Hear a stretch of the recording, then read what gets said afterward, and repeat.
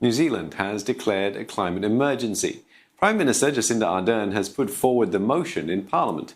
She says the science is clear and New Zealand must acknowledge the threat to the climate.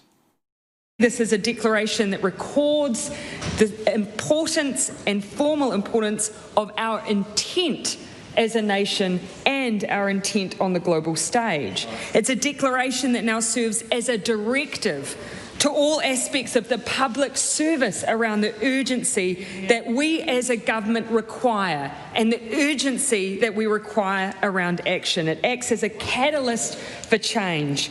It's, Mr. Speaker, a declaration that says we must get our own house in order.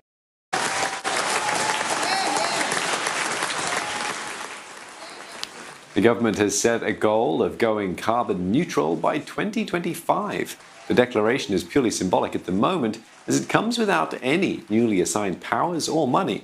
But Ms. Ardern and other lawmakers have promised to back it up with action.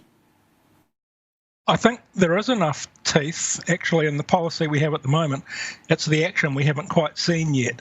So last year, the Parliament passed the Zero Carbon Act, which mandated New Zealand getting to zero net carbon dioxide emissions by 2050, and set up the Climate Change Commission and mandated a climate change risk assessment.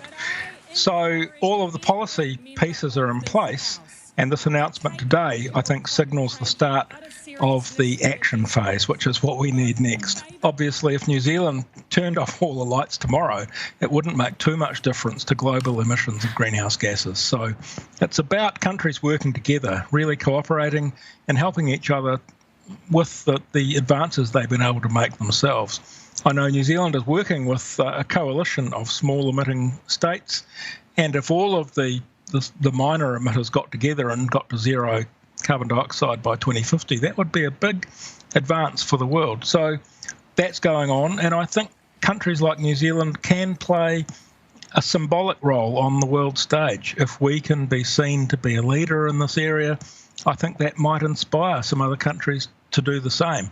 And we've heard recently about zero carbon goals being announced by some big economies like Japan and China. So I think if we can move in this direction, it can only help the international effort.